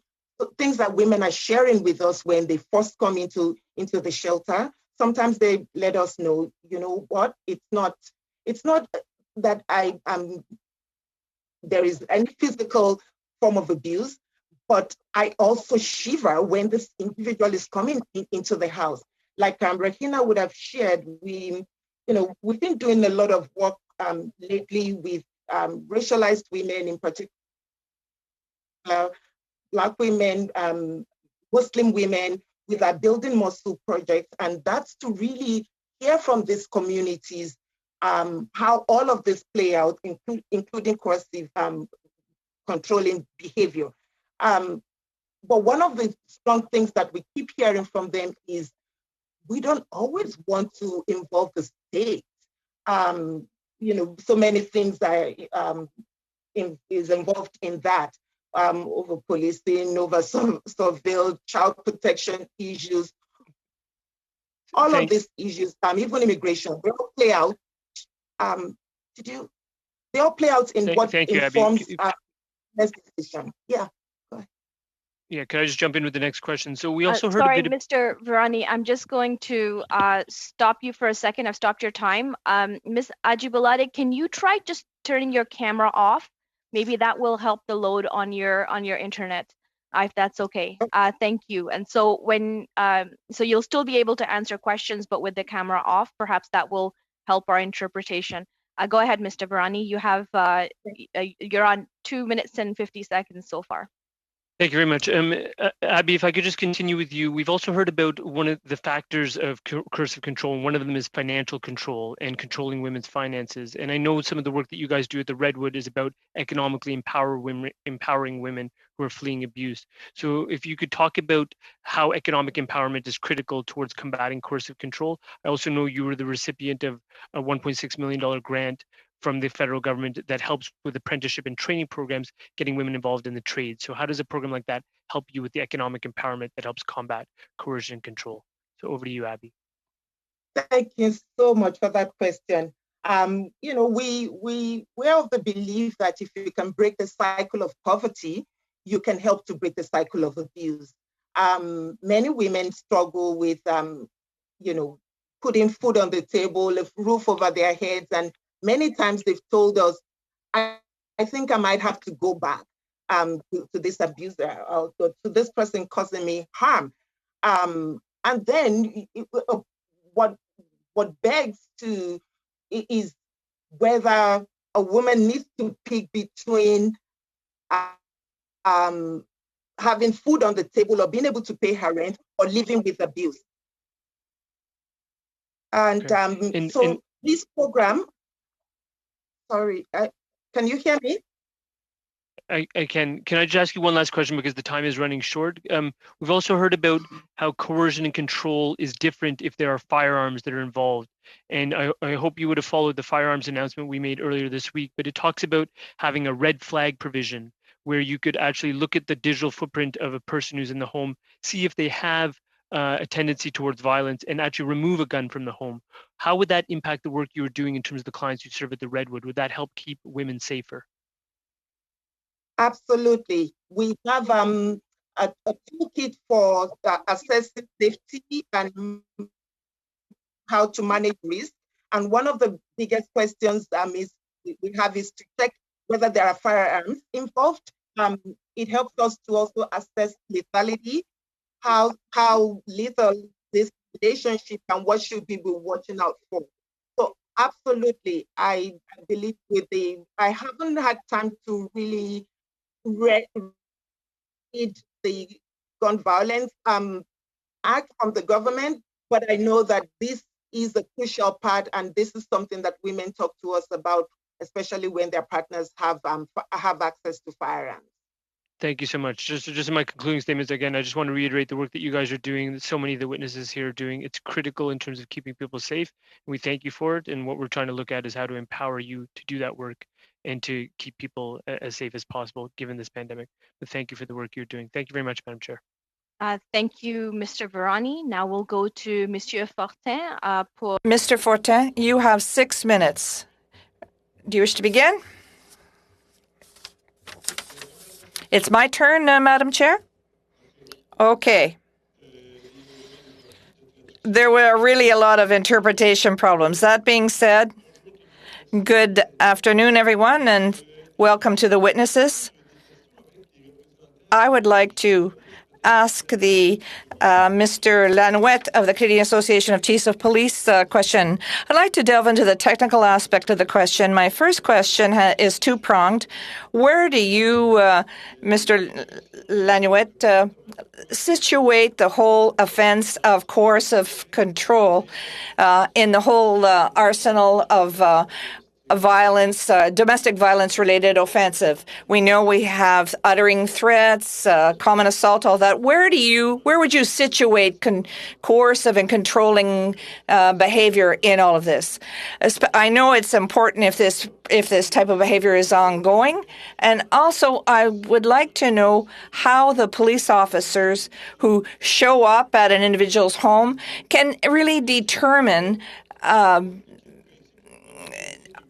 that, yes, indeed, this is a case of controlling and coercive behavior. Mr. Lanouette and Ms. Greenwood, thank you very much for the question. Thank you, Madam Chair. You talked about the seriousness of the offense and whether or not it's in the same category as stalking or assault. As far as I'm concerned, I think we have to really be able to deal upstream when you're dealing with this type of behavior. So that's how I would situate it. We also have to ensure that the police officers have the training that's required in order to really use this section, and we need to have the tools that we have developed. The DASH, which is a very good tool, and it helps us determine whether, in fact, we're dealing with coercive behavior. Very quickly, in your daily life, do you often find yourself up against situations where you can't really arrest somebody because there's no assault, but I would have been able to arrest this person if I had had the ability to a charge of coercive behavior? Yes. Yes, we see coercion on a regular basis, and we can see that there is financial violence as well, where the spouse or the partner does not able to leave the house. The person is not allowing the woman to use social media. But my question, perhaps I didn't express myself well, but if the police officer shows up at a house and the spouse says, I don't have access to my bank account because of my spouse, what do you do in that type of situation? These are situations that can arise, and we have to look at all patterns of behavior. It's not necessarily either the victim who's going to call the police. It might be the neighbor, it might be a family member who calls the police on the individual. Ms. Greenwood, I'd like to ask you the same questions. And I know that it's very difficult to get a standard of evidence here. It's very difficult for the Crown to establish the facts that can constitute this offense. I'd like to hear what you have to say on the matter. Votre micro est fermé, Madame Greenwood. You're Vous on êtes sur mute, mute. madame. Thank you very much. My apologies. There's nothing worse than officers leaving a residence knowing that there's nothing they can do. So I think it is critical. And the director has spoken about training for not only our officers, but for the prosecutors and judges, ensuring that we have the tools that we can identify when somebody is expressing extreme jealousy. Are there any threats that have been made to the children? Threats to the individual, constant stalking and texting, and whether it's financial removal of things. But it's really about ensuring that we look at, are there other situations going on in the family home? And with the use of whether it is the DASH tool or the framework, that is helpful to the officers, so they have a standard, they have a guideline to ensure that they're bringing the best results possible during their investigation so that it can be prosecuted effectively. Dans le mémoire déposé par l'association. In the brief that your association tabled, you talked about risk evaluation tools. I have about 30 seconds remaining. Could you talk about this tool? What would you like to have as a tool in order to assess this type of risk? So one of the tools, we look to our partners, and we know that Australia, England, Scotland, Wales, Ireland, and France have already adopted forms for or forms of legislation that recognizes it, and they have existing tools. We're working with Dr. Gill from the University of New Brunswick, and she is helping us, and one of her goals is to develop this tool for all police officers that can be inserted into the current framework that we have on our collaborative response to intimate partner violence. And it is really about collaboration. We can't do this alone as police officers, so we need to ensure that we have academia at the table, that we have the service providers that are subject matter experts that can support victims and survivors and their children in this type of offense. Thank you very much, Ms. Greenwood. Merci, Monsieur Fortin. Thank you, Ms. Greenwood. Now for 6 minutes. Go ahead. Thank you very much, Madam Chair. We all know that the COVID crisis has placed extra strain on organizations providing support to women fleeing violent relationships, but also on all the community organizations that are providing those frontline services. And I'm very glad to have the Association of Friendship Centers here. I just want to pay tribute to the Victoria Friendship Center, which is located in my riding, which at the beginning of the pandemic leapt right into providing necessary services without necessarily having the funding in place. And always, I think the experience locally here is that there's a presumption that somebody else is supposed to provide the services to urban Aboriginal people. And so I'm going to ask a general question that I think I know the answer to, and that is how the Friendship Centers are coping in providing these services during the pandemic, and whether they've been able to access additional funding to meet the needs, like the increase in calls for assistance in family violence. Thank you for the question. I'll speak very quickly and see if our president would like to add anything. Just a mention of a previous question about the economic and financial coercion. We'll be submitting to the committee honoring her SPARK, which is the Aboriginal Friendship Centers of Saskatchewan's anti-violence action plan that focuses specifically on economic support for Indigenous women. So look forward to that. I would say that in the early days, we really got caught in the jurisdictional issue between federal and provincial and municipal governments, not knowing which level of government was going to step forward to support urban Indigenous people. We were fortunate to receive support from the Indigenous Community Support Fund, which is ongoing. But on a broader scale, we are currently in program renewal year for the core programming for Friendship Centers, and we're seeking support to not only renew this program, but with enhancements so that we can be part of the rollout for the MMIWG action plan, we can continue the programming that we're doing and enhance the programming that we're doing, as well as to be part of this Build Back Better for Canadian society. We don't think that we will be able to do that unless we have full support for urban Indigenous people. So I'll just leave it at that for now, but thank you for the question. Okay, I have a similar question. If the Redwood Center can manage the technical problems here for them about whether they've been able to access additional funding to cope with the additional demands generated in terms of family violence by COVID. Yes, this is Abby. We're really grateful for the support that we've received. Earlier on, when the pandemic just started, we were already in the process of launching our iDetermine platform, which is a 24/7 live chat and texting option. But we were planning to launch it sometime in July when we started last year, when we started in 2019, but we're able to expedite that and launch earlier on in May. And like Rahina had mentioned earlier, we thought we would serve about 400 to 500 women on that platform in a year. But in 6 months into from the launch date, we had received over 700 calls on that line, and it's nonstop, 3-4 going at a time throughout 24/7 of the day.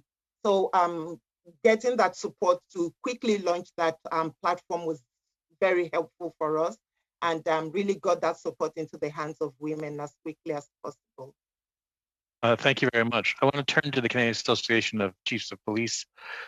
We've had two different stories reported to us, and I wonder if there, perhaps Chief Greenwood could tell us if there's a pattern. Certainly locally, at the beginning of the pandemic, all my local police forces reported a spike in increased calls of domestic violence, whereas other jurisdictions have said there was a lull and an actual decrease in calls for support. Has there been a common pattern across the country? Thank you very much for that question. I will speak to the pattern across the country is very different. It is very locally focused, and I will speak to the jurisdiction that I work in, which is the city of Barrie. At the beginning of the pandemic in March, we saw a dip in our calls for service specific to intimate partner violence or family disputes. We did see it come back to what our 4-year averages are, and we think that was based on isolation. And once we saw some reopening of the province and the ability to people to get out and seek help and gain the resources that they need to support them through this, we have seen we saw a peak, and then we've seen to return to normal averages. Thank you. Thanks very much. We have very little time left. I just want to ask, since I started working on the issue of coercive controlling behavior myself, I discovered other organizations were already also working on this problem. So can you tell me when the Canadian Association of Chiefs of Police started working on this problem of coercive and controlling behavior?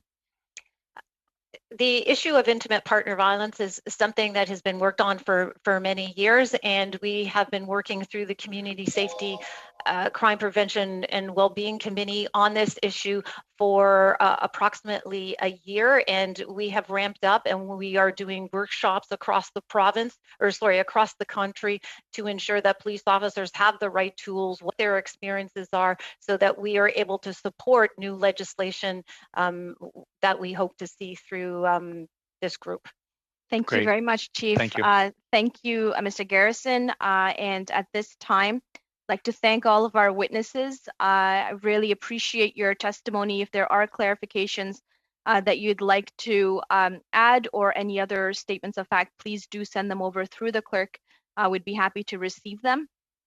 At this time, I just want to go over something really quickly with our members. Witnesses are free to leave at this time if they'd like. As members know, Bill C-218 has been referred to our committee at this time. So I'd like to ask members if, as we do give precedence to our bills that are referred to us, if we should be going into our bill study first or sticking with our current schedule of COVID and delays in the justice system. And then I would propose that if we are going to go to Bill C-218, we can invite the sponsor of the bill for the second hour of the next meeting on Tuesday, and then have two meetings with witnesses, two full panels, and then have one meeting on clause by clause. But I leave it to members to decide if that's the route they'd like to go to. Mr. Virani? Sorry, lowering my boom since that's been a problem today. My respectful suggestion would be, we've just concluded 4 meetings and the testimony is fresh in our mind, that we use the time we'd allotted next week to wrap up this study and give the direction to analysts, et cetera. Once that's done, if there's a gap even between when the analysts are bringing back a report, et cetera, and the final conclusion and tying up this report, we commence 218 at that time. And I think two meetings ought to be sufficient. I think there's all party support for this bill, so it should be a fairly quick analysis of 218 on single sports betting. Thanks, Mr. Virani. And just to clarify, what we have on the schedule for next meeting is the first hour is specifically to give draft instructions to the analysts for this current report, and then the second hour was initially being set aside for witnesses for the COVID and justice study. But I'm wondering if we should then invite the sponsor instead. Mr. Garrison, I saw that your hand was up, but now it's not. Let me just agree with Mr. Virani that I think that providing we take the time next week to give instructions to drafters on this report, I'm okay if we move to the study of this bill. It is normal for the committee to give way to consideration of bills. And so I think the number of sessions you suggested is a good number, given that, as Mr. Virani says, I think while we've had some tussling over who gets credit for this bill, I think we have general all-party support for the bill. Thank you. Mr. Moore, did you want to weigh in here? Yeah, Madam Chair, just what was your suggestion on timing on 218 for days of study? You're suggesting the first hour would be our second hour of our meeting on Tuesday, and then a full meeting on 2 full meetings after that. So 2.5 meetings on just witnesses, and then 1 meeting on clause by clause. Yeah, that sounds fine to me. That would be a total of 12 witnesses plus the sponsor, so 13 witnesses in total. The sponsor being invited for Tuesday in the second hour from 12 to 1. And then we can go into the 25th, the 9th, so today's, so that we would basically do clause by clause on the 11th of March and complete the study at that time. Mr. Moore? We can have a subcommittee meeting on this, but I'm presuming that would mean a return then to our previous schedule of impacts on the justice system due to COVID after we deal with 218. Okay, thank you. Okay, so can I then ask members? Madame la Présidente, j'aurais une question avant qu'on procède. I have a question. When is the subcommittee meeting? I don't think we have a meeting organized, do we?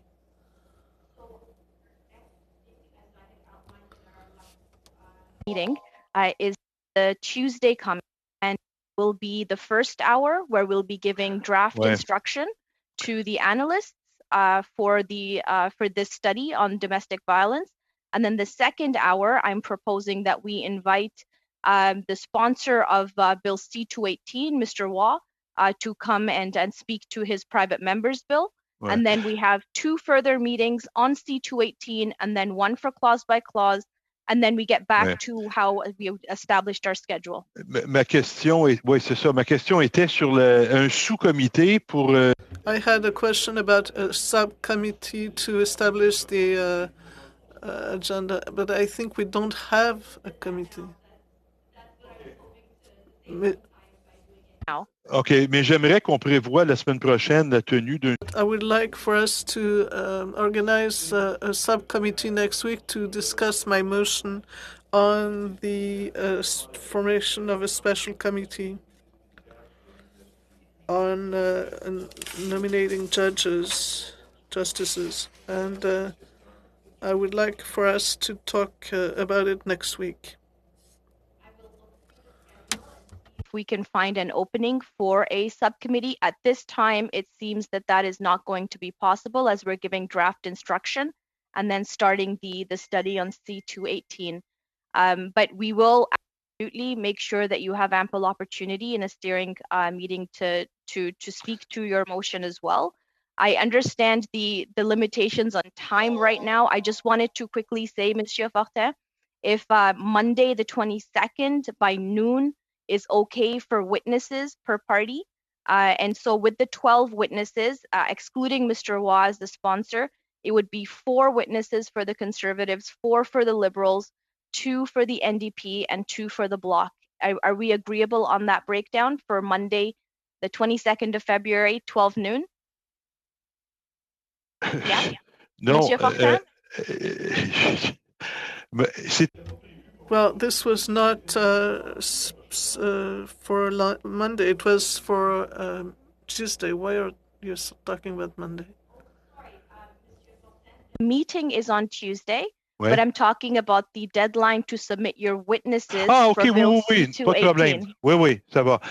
Ça va. Mais ma préoccupation. OK, that's fine. But my concern is not about the witness list. It's about having a subcommittee to be able to talk about. It seems simple. I don't think we will talk about for an hour or so, but we should do a recommendation to the House. It's not a debate. It's just to adopt this proposal so that they think about it. It's something that we can do as a subcommittee, perhaps half an hour before the meeting. For instance, on Tuesday, we could meet half an hour before that and solve the issue. As after we finish giving our draft instructions to the analysts at our next meeting on Tuesday, we have a full hour. So, maybe we can take some of that hour to talk further about when we should be having a steering committee meeting to discuss your motion, if that's okay. OK. Is that okay? Okay. Oui. Thank Mardi, you. donc, je comprends qu'on va en discuter. Merci. Thank you, Monsieur Fortin. You're a very... I understand that Tuesday we'll talk about it. So. Absolutely. Well, with that, then I adjourn this meeting. Thank you, everybody. I'll see you on Tuesday.